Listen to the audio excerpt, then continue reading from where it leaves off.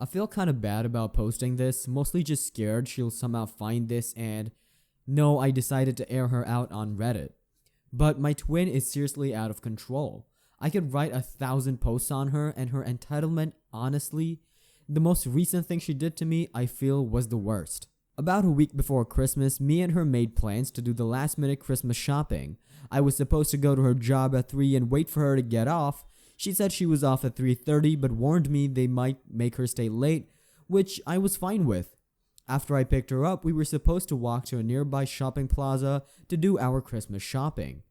Anyways, I got there around 2:40 p.m. because I got a ride, I ordered a drink, she works at McDonald's, and waited until 3 before I texted her that I was there because I got there early and I didn't want her to feel rushed. She didn't text back right away, which is to be expected. But when she did text me back, she said she would have to stay until 4. I said, that was fine, and I waited. Around 4:20, she texted me and said that her manager was being a bitch and that she would have to stay longer to give 2 people their 30 and 2 people their 10. I was annoyed, but I knew it wasn't her fault, so I said okay. She said that I should just go home because she doesn't know how long this will take. I asked if she was sure and she said yes, so I texted my mom if she could get me on her way home because I knew she was close by. She said yes. I texted my twin that our mom was gonna pick me up, and less than 5 minutes after that, my twin texted me never mind. My twin texted me, tell mom never mind, I'm gonna be out right now. So I texted my mom never mind and kept waiting. My phone was around 15% at this point, by the way. It's about 5 p.m. After 20 minutes go by, I text my twin again and ask how long it is gonna take because my phone is gonna die soon. To which she says, just go home then. I was worried I made her upset by asking when she would get out when that's really not her choice, and right when I was about to explain to her that wasn't the case, she texts me, it's cause I'm at a friend's house but he lives close to my job, so I was gonna meet you there. She said she lied to me because she didn't want our mom to know that she wasn't at work. We're 20 years old. She refuses to pay rent and my mom gets no money from her. We're 20 years old, she refuses to pay rent and my mom gets no money from her. So my mom doesn't give a crap if she goes to work or not. I definitely don't give a crap if she works or not, and she knows all she had to do was tell me, and I wouldn't mention her not going to work to our mom because I don't care, that's her money, not mine. I was so pissed off. I'd been sitting in that McDonald's for over 3 hours, waiting for her to get out of work, listening to her made up lies about having to stay and give people their breaks. I just sat there looking like an idiot for 3 hours. I hadn't noticed workers staring at me, but I assumed it's because they knew I was her twin. I was half, right? They knew I was her twin, and they were all staring because they knew she wasn't at work. What pissed me off the most was that she could have left that guy's house whenever she wanted, and she just had me waiting there because she wasn't done smoking or doing whatever she was doing. I know what she was probably doing, so no need to tell me. Whatever. Who she was doing isn't the point of the story. My point is that she could have left whenever she wanted. A quickie and a blunt should take an hour and a half at most. But she had me there for over 3 hours. I texted her what the hell and how I was so upset with her and how I had been here for so long, and I asked why she told me to cancel my ride if she wasn't even on her way. You know what she said to those text messages? Yeah. I asked what she wanted me to do now because I assumed she was going to be on her way now, but she just said go home. So I went home. Right when I walked out, my phone died, so I couldn't ask for a ride. I took the bus and got home around 6:20 p.m. I walked in the house mad as hell and I told my mom everything, and then I didn't talk to my twin for 3 days straight. The only reason I did forgive her is because my mom came to me and said that my twin went to her really sad saying, my name won't talk to me. And I told my mom I didn't care. My mom then said that she can't be the only one giving my twin a Christmas present this year, and that it's the holidays and that I should once again be the bigger person. My twin is inconsiderate and mean to everyone in the house, so no one really likes her, meaning no one is gonna get her a gift. And I didn't want her to feel shitty on Christmas, so I started to talk to her slowly, just enough to let her know I wasn't pissed off at her anymore. I asked her why she did that, and she said they kept rolling blunts. I'm not even worth any more than a blunt to her. She apologized only after I told her why I was mad because she couldn't seem to figure out why I would be mad still. Something about having to tell someone why they need to apologize to you makes it seem so disingenuous. If it wasn't for Christmas, I'd probably still be ignoring her now. She laughs about this whenever it's brought up. She thinks this is some funny thing she did, but for me it was embarrassing and frustrating and made me realize I can't trust anything she says, ever. I'm sorry for any grammar mistakes. I'm typing this on the mobile app, and as you all know, it absolutely sucks. Keys keep freezing and anything I type doesn't show up until a few seconds after, so I apologize. I promise I know how to spell. Your mother isn't doing her any favors. You need to forgive her because she's sad? No, she needs to be sad now and then to realize she doesn't like her consequences and to make better choices in the future. It is not your job to parent your sister or your mother, but it might be worth trying to make your mother understand. If your mother were to die today, your sister would probably be homeless and starving. Unless you intend to replace your mother and house and feed your sister for the rest of her life, your mother needs to start preparing her to be an independent adult. It won't be fun, it may not work. However, not even making an attempt means your mother is dooming your sister to a miserable, deprived future.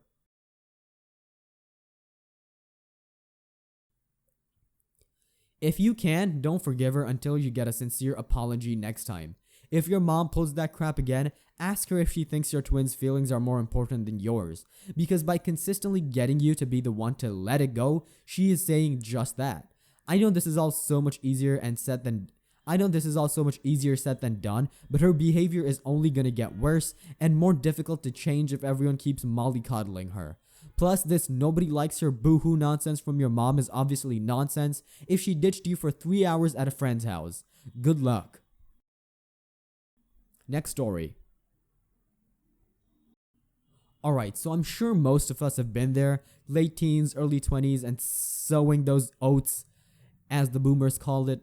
A particularly fine looking dance partner comes along and all of a sudden you go from doing the waltz with half the town to looking like Tom when he sees the female cat in Tom and Jerry.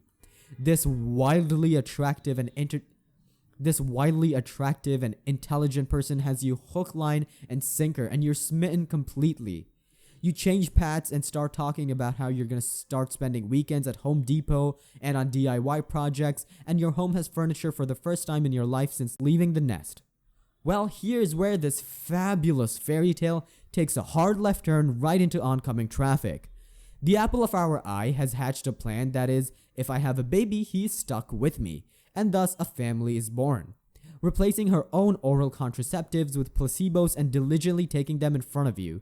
But wait, this is when everything goes to hell and you're now single again, seeing the kid you were truly tricked into having every other weekend and trying to foster the best relationship imaginable. Eventually, it becomes every other weekend and you spend all the time not with your little guy slaving away at work, playing your odds and everything's coming up Millhouse.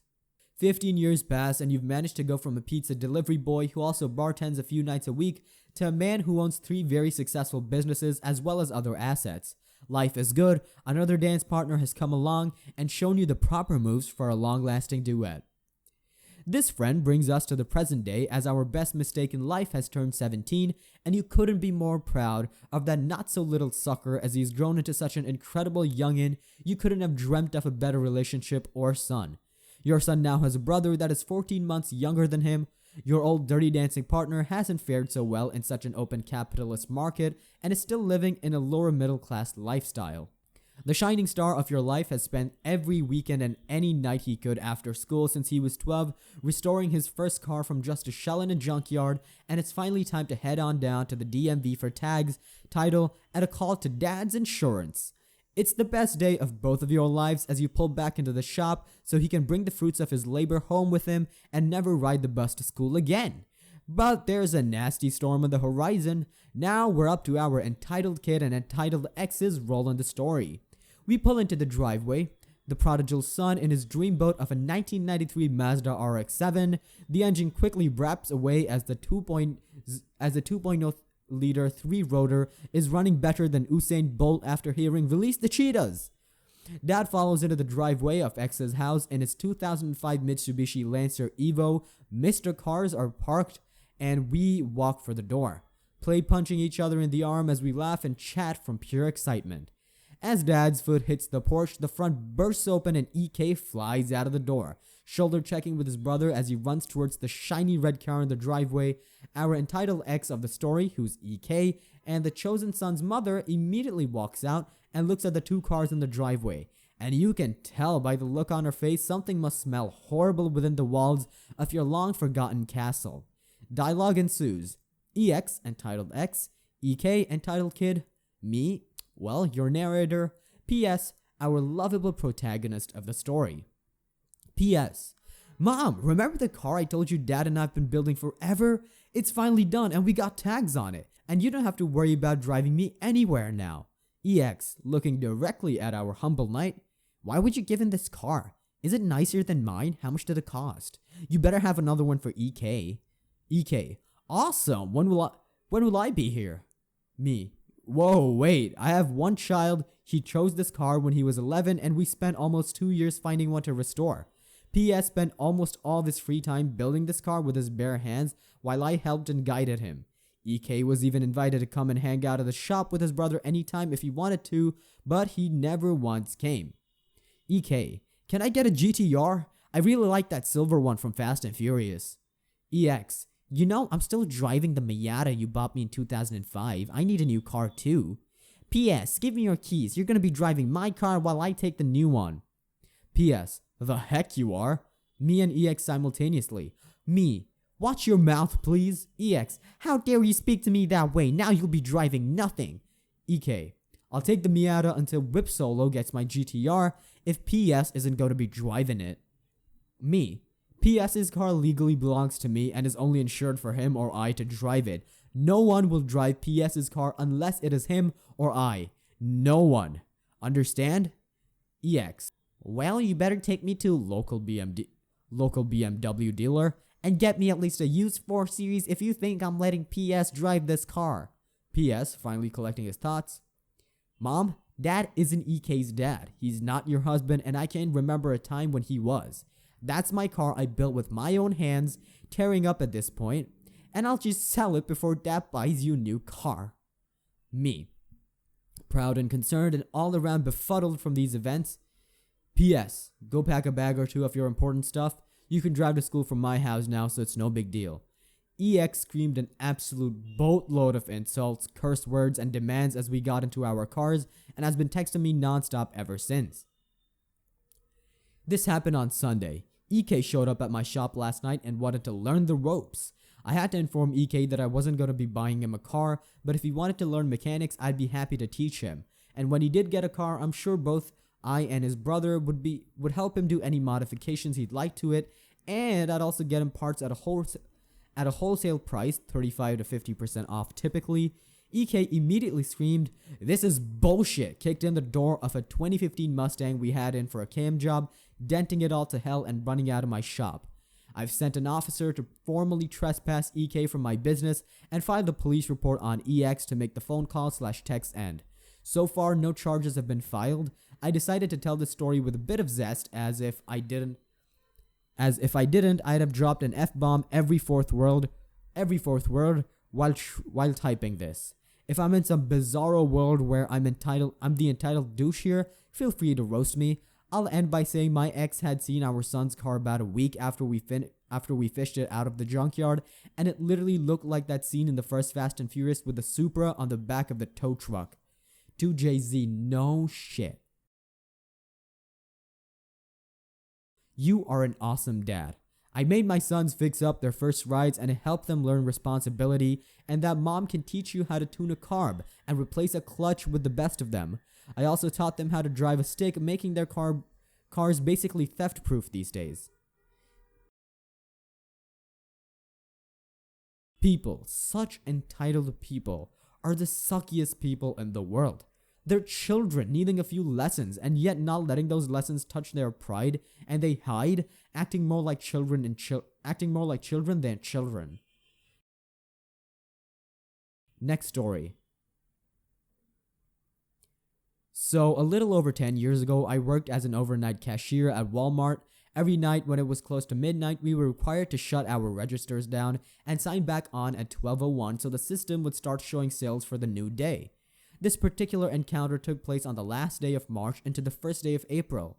So for those not familiar with WIC, it's a government assistance program that helps families who have kids at risk of being malnourished. The program gives you vouchers for specific approved foods and baby formulas. Families receive a certain number of vouchers for each month.